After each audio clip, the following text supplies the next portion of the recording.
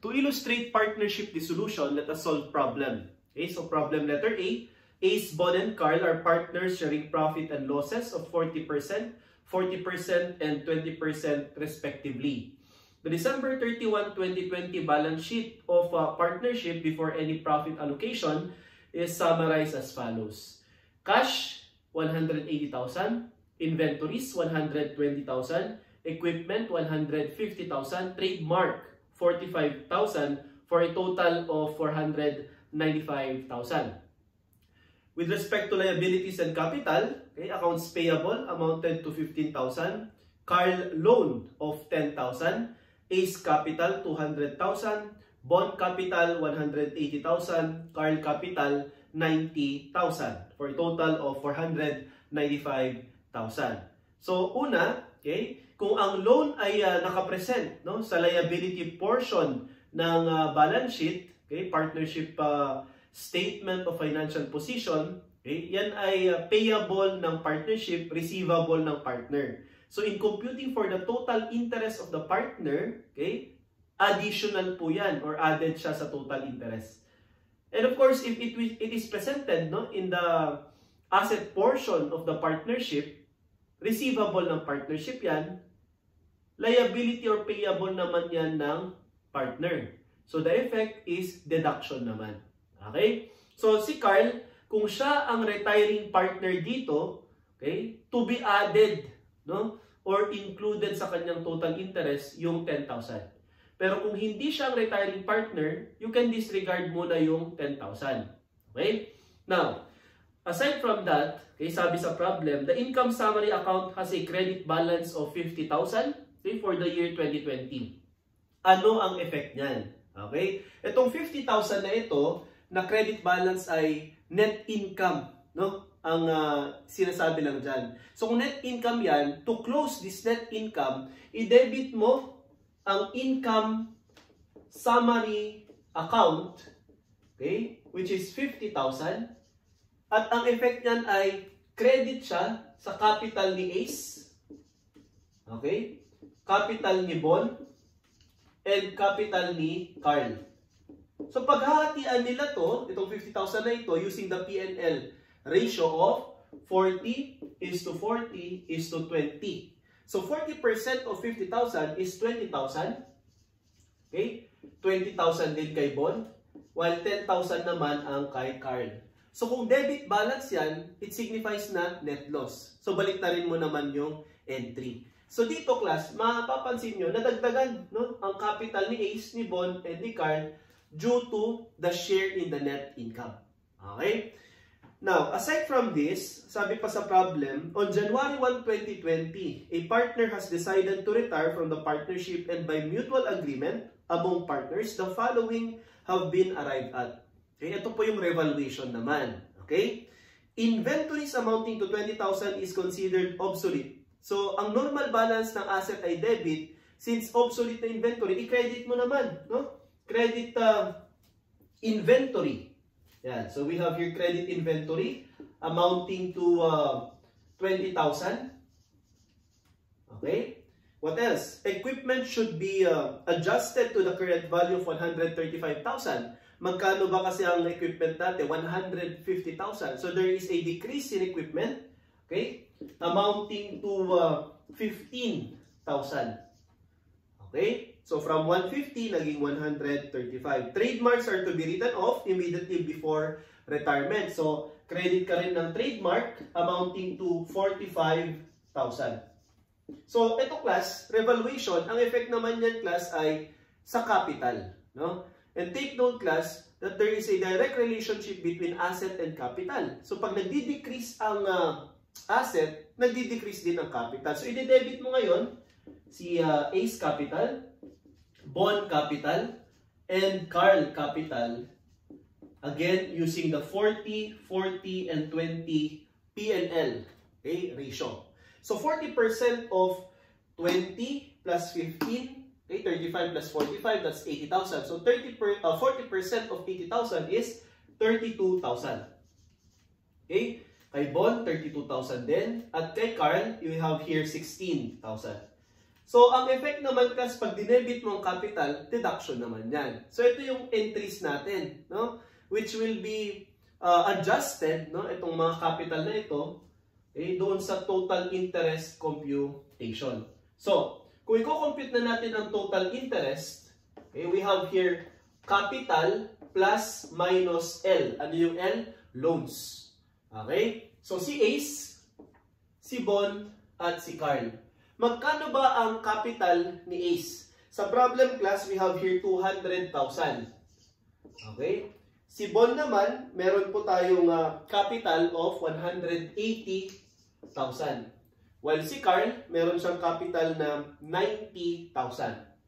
So, with the presumption class na si Carl, no, ang magre-retire, kunyari lang, idagdag mo yung loan niya dyan. Okay? Kasi siya lang naman yung may pautang sa partnership. Okay? Loans to the partnership. Okay? Or credit.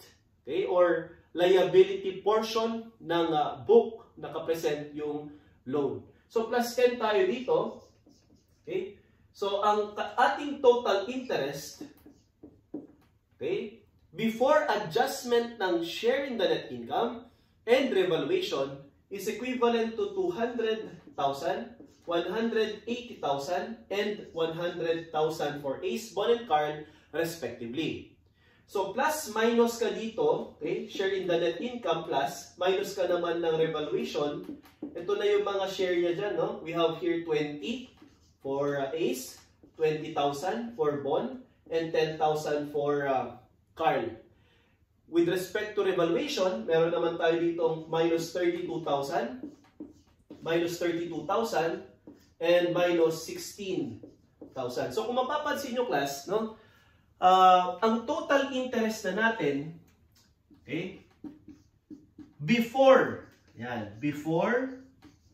retirement, okay, bago may mag-retire, magkano ang kanilang TIBRET. Okay, that's our acronym, no? Okay, doon sa ating discussion sa concept, okay, ng dissolution, we have here the total interest before retirement.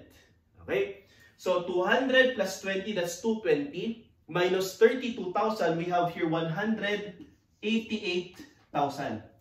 Okay? What else? For Bon, we have 180 plus 20, that's 200,000. Minus 32,000, we have 168,000. Ito naman, 168,000. For Carl, 100,000 plus 10,000 share in the net income minus 16,000 revaluation. Okay? We have 94,000. So ito na yung mga tinatawag nating TIBRET or total interest before retirement. Tsaka mo na alamin sino sa mga partners ang magre-retire.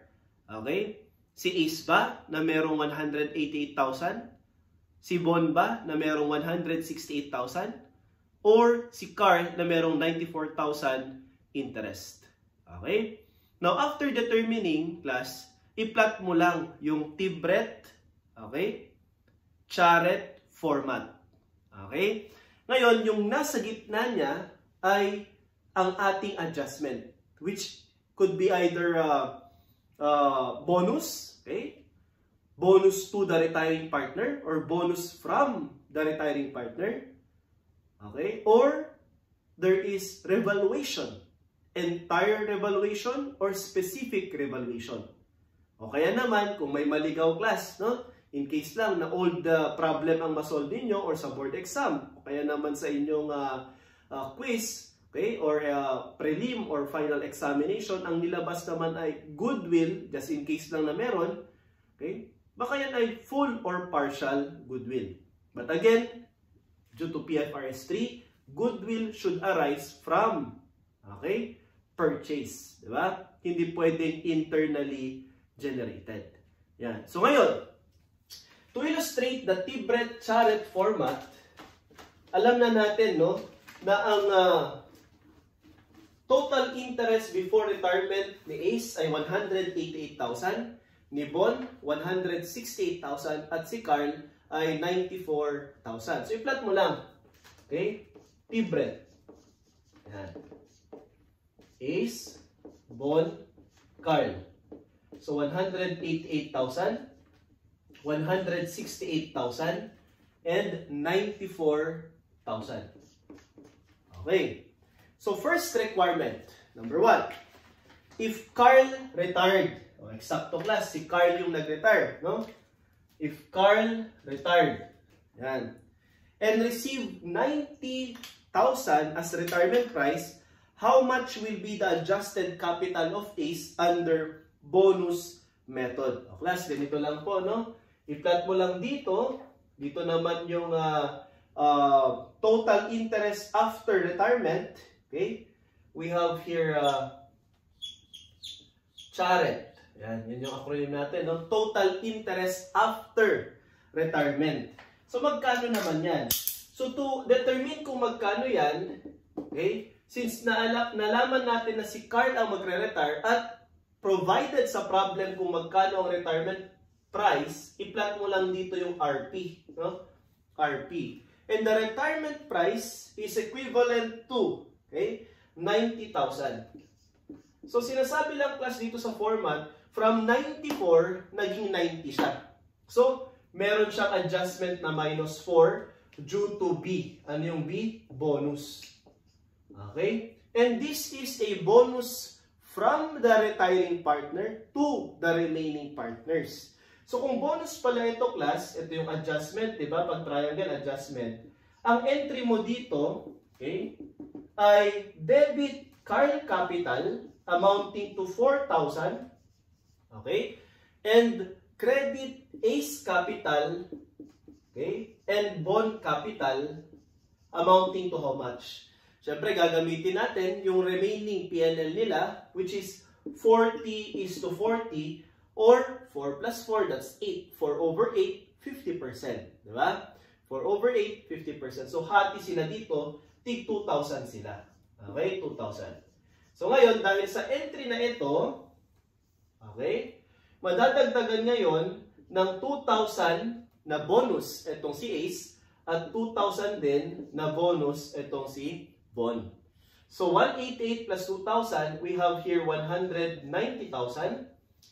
168 plus 2,000, we have here 170,000. How about itong 90,000 ni Carl? O class, kaya magiging 0 ito, okay? Kasi nung binayaran na siya at sinettle na, no, yung kanyang retirement, okay? Ide-debit mo naman class yung, okay, capital ni Carl amounting to 90,000. So this is now the journal entry, and credit cash amounting to 90,000. So dahil sa entry na ito class, pag tinanong tayo, how much is the total interest of Carl after retirement, kahit nakapikit ka, alam mo yung sagot mo class, 0. Okay? So the answer is 0. Kaya ito ay 0. Kaya dito lang yung tanong class normally. How much is the total interest? Okay? Total interest or after, okay, retirement or adjusted capital. Okay? So pag adjusted capital, wala dyan ang loans. Okay? Wala dyan ang loans. Let me again point out na pag total interest inclusive of loan. Okay? So plus or minus loan.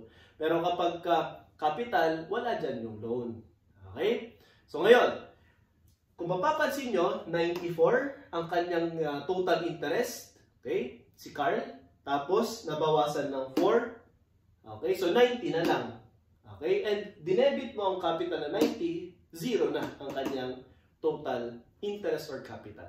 So, if you're being asked, how much is the total interest after retirement of Carl, okay, si Ace meron siyang 190, si Bond meron siyang 170. So, to answer number 1, how much will be the adjusted capital of ACE under bonus method? Our answer is letter D, 190,000. So ito po ay due to bonus. Okay? So for number 2, burahin ko to. If Carl retired, okay, si Carl ulit, okay, and receive 100,000. So instead na 90,000 sa scenario A or problem letter A, item number 1, okay, 100,000 naman ito. So, burahin ko to class, no? So, naka-fix pa rin tayo dito. 100,000 naman ngayon. Yan. Ngayon, by how much, okay, will be the adjusted capital of bond? Ito naman yung tanong ngayon. Okay? Under revaluation of asset method, traceable to the entire entity or also known as full revaluation. So class, kung ito po ay revaluation, burahin ko na itong bonus na ito, okay? At ito ay entire revaluation, letter E, okay? Ibig sabihin, lahat sila may sharing. Di ba? So kung ano ang adjustment ni Carl, share lang niya yun dun sa revaluation ng asset. So from 94, naging 100, ang adjustment na class ay plus, no? Plus 6,000. Okay? At dahil sa adjustment na ito, merong journal entry na ano? Credit Carl capital of 6,000. Okay? At merong dinebit na particular asset amounting to how much? Yun ang tanong. So, ang gagawin mo lang dyan, class, i-gross up mo lang. So, itong 6,000 na ito, since share lang niya yan, no? Doon sa tinatawag nating revaluation ng asset, this 6,000, okay, will be divided, okay, by the P&L, which is 20% para mag-gross up natin, and 6,000 divided by 0.2 is 30,000. So, ang total asset revaluation is 30,000. So, ito, magde-debit ka ng 30,000 dito, magke-credit ka naman ng A capital, B capital, and C capital. 40%, 40%, and 20%. So, 30,000 times 20%, yun po, yung 6,000 na share ni Carl.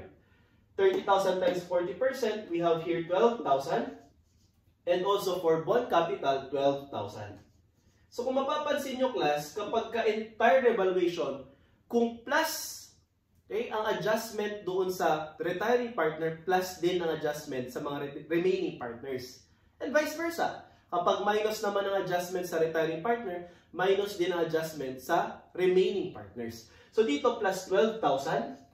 Okay? Plus 12,000. So, 188 plus 12,000. We have here 200,000 for A's. 168 plus 12,000. We have here 180,000 for bond.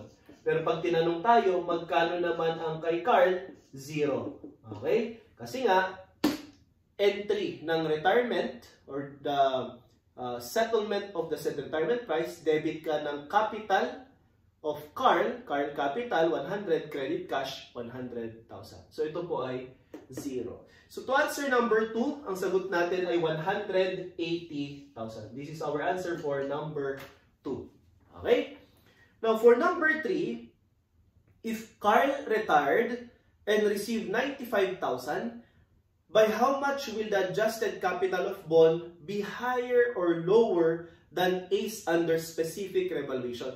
Revaluation pa rin, class. Kaso nga lang, okay, hindi na siya entire, no? Ito na po ay specific, okay, revaluation.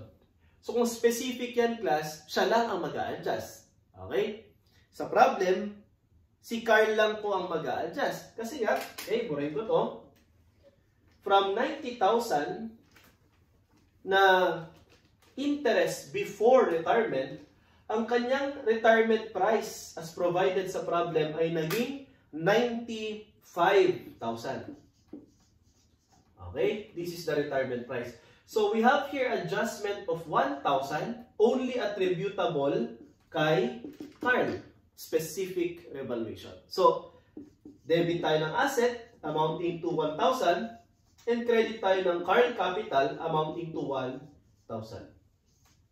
So, it shows, class, na wala pong adjustment sa remaining partners.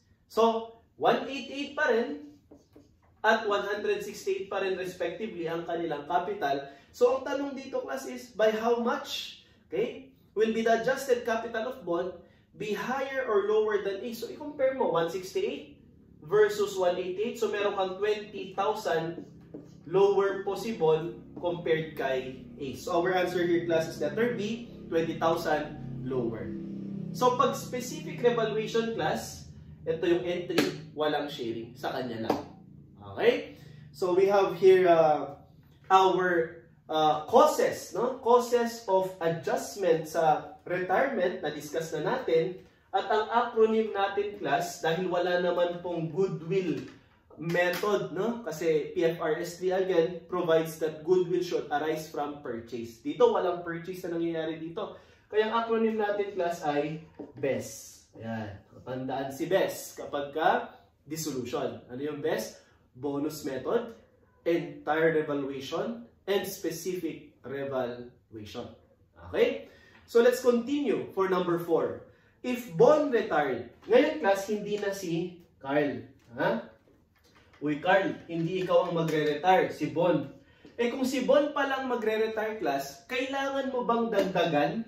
Okay? Idagdag dito sa total interest yung loan, I should say, loan ni Carl, hindi na po. So from 94, di ba meron siyang 10,000 na loan na pre-provide or nilagay sa problem at inad natin kanina sa pag-compute ng total interest with the presumption that Carl is the retiring partner. Okay? Ngayon, hindi siya yung magre-retire. So kung hindi siya yung magre-retire, class, hindi mo dapat dagdagan ng 10,000, no? Yung tinatawag nating total interest. Okay? So, sir, bakit hindi natin idadagdag? Kasi, class, ang tanong normally dyan, para mag-ingat lang, class, sa pag-solve, ay adjusted capital after retirement. Okay? Or adjusted capital of the remaining partner. So, mag-ingat lang. Pero pag sinabing total interest of the remaining partner, saka mo i-add back yung loan. Okay? Pero dito, bakit TBRET ang ating acronym? Kasi, class, we are anticipating na may magre-retire, kaya total interest dapat nung magre-retire ang i-consider natin. So ngayon, okay, since si Bon ang magre-retire, ba't palitan natin yung 94,000 ni Carl at gawin natin 84,000. Ayan. So for number 4, if Bon retired and received 171,000, so dito naman, class, ang retirement price, meron siyang box, 171,000. Okay? Compared with 168,000. So, meron po tayong adjustment dito amounting to 3,000. Ang tanong, ano ang dahilan ng adjustment na yan? At ang sabi sa problem, how much is the amount of bonus to or from Carl? Okay? So, bonus method. Okay? Itong B. No? At ang sabi natin, pag bonus method, okay, kapag nadagdagan po yung nag-retire, may pinanggalingan. So, minus. Kapag nabawasan naman yung nag-retire, may papupuntahan. So, plus naman. Okay? So, dito, yung 3,000 na ito, i-credit natin si Bon. Okay? Capital amounting to 3,000. This is your journal entry. Then, mag-debit ka naman ng ACE. Galing kay ACE pala yung bonus. At galing din kay Carl yung bonus. With the ratio of what? 40:20. So, 4 plus 2, that is 6. So, 4 over 6, okay, times 3,000. Magkano yun, class? 4 over 6 times 3,000, you have here 2,000. 2 over 6 times 3,000, we have 1,000. So, si Carl, mababawasan siya ng 1,000. Itong si Ace, mababawasan siya ng 2,000. So, ang matitira na ng class na capital ni Ace ay 186,000 at si Carl naman, ang matitira na lang class ay 83,000. Siyempre, class, itong nag-retire, magiging 0 ang kanyang total interest dahil may entry ulit for the settlement of retirement price, debit. Ayan. Debit capital or bond capital of 171,000 and credit cash 171,000. Okay? So, ang sagot natin ngayon dito, how much is the amount of bonus to or from Carl? Ito po, no? Siya yung nabawasan. So, ibig sabihin, siya ang nagbigay. So, this should be bonus from Carl, letter B, 1,000. Okay? So, that is for number 4. Now, for number 5, if Ace retired and received 179,000. So, dito, class, sa number 4, kung ang tinanong po, magkano ang adjusted capital balance of Ace, 186, adjusted capital balance of Carl, 83. Pero pag sinabing total interest of Carl, 93. Kasi may 10,000 siyang loan. Now, for number 5, ito po, no? Burahin ko to. If Ace retired, hindi ikaw Bon ang nag-retire, okay? Si Ace ang nag-retire ngayon, at ang sabi sa problem, nakatanggap siya ng 179,000. Okay? So, ikaw ang nag-retire Ace, nakatanggap ka ng 179,000. So ngayon, itong retiring partner natin na si Ace, no? Nakatanggap ng 179,188. Okay? Ang adjustment niya naging 179,000 is 9,000. Ang tanong class, ano ang dahilan ng adjustment na yon? Wala pong binanggit. Okay? So let me state na kung walang binanggit class, the presumption here is may bonus. Okay? If the problem is silent, bonus method tayo. So ngayon, kung bonus method pala, since nabawasan si Ace, okay, siyang nagbigay. Kaya madadagdagan si Bon, madadagdagan din si Carl. At ang journal entry natin class ay debit Ace capital amounting to 9,000, credit Bon capital, okay, and Carl capital with the ratio of 40:20. So 4 plus 2, that is 6. 4 over 6 times 9,000 is 6,000. So you have here Bon capital 6,000 ang additional. Carl capital, we have here 3,000 ang kanyang additional. So 168 plus 6,000, we have here 174,000. And 84,000 plus 3,000, we have 87,000. So pag tinanong tayo magkano ang total interest or capital ni Ace, no? After retirement, 0 kasi siya po yung nag-retire. Magkano ang adjusted capital ni Bon? Ang sagot po natin ay 174. Magkano ang adjusted capital ni Carl? Ang sagot natin ay 87. Pero pag ang tanong, how much is the total interest of the remaining partners? Ang sagot po natin ay 174 kay Bon kasi wala siyang loan. Okay? Pero si Carl, instead na 87, magiging 97 kasi ang tanong ay total interest. Pero dito sa problem letter A, item number 5, ang tanong po ay how much is the capital? So kung capital lang po, ang sagot dapat natin letter A, 174,000 and 87,000 respectively. Okay? So that is for problem letter A. Now let us proceed to problem letter B. The total capital of partners before recognition of partnership asset revaluation in preparation for withdrawal of a partner whose percentage P&L sharing is 25% amounted to 385,000. So pag ganyan class, ganito lang gawin nyo, no? Remaining partner, retiring partner. Okay? Rem-ret. Okay? Then, the total interest before retirement. Okay? Naka-plot lang po dyan. Ang retiring partner, 25% daw ang kanyang interest. So, yung remaining naman is 75%. Okay? Magkano daw, class, yung total before retirement? We have here 385. So, i-plot mo lang yan. Okay? Total. Now, he was paid 98,000 by the firm in the final settlement of his interest. Hindi ba ilagay mo dito charet naman, di ba? Okay, charet. Total interest after retirement at ilagay mo dito yung box na 98,000 ang kanyang natanggap. Di ba? So, merong adjustment dito. Okay. So, ngayon, the remaining partner's capital account excluding the share of asset revaluation is 315. Ito kasi yung revaluation eh. So, ito yung share niya. Plus minus yan. Depende.